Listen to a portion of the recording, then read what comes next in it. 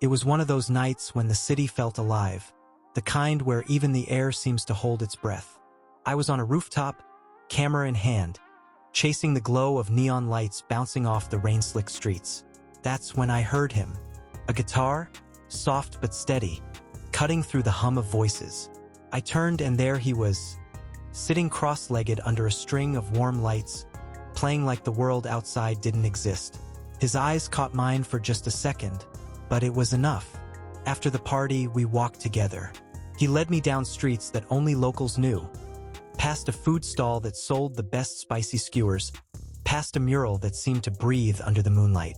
I kept taking photos, but not to remember the city, to remember what it felt like to see it through him. He asked why I traveled so much. I asked why he played music. We laughed when we realized neither of us had an answer that wasn't about running toward something or away from it. The next few weeks blurred together.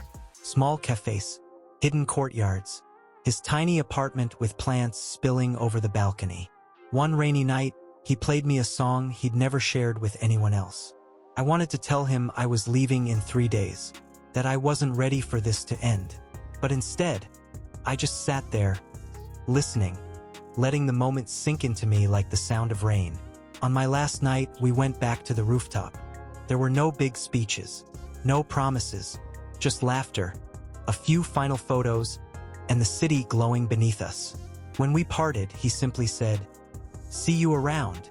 I smiled because we both knew we wouldn't, but somehow he's still there, in the songs I hear on quiet nights, in the way I look at cities, in the parts of myself I didn't know until that summer. Some people aren't meant to stay in your life forever, but they can still change it forever.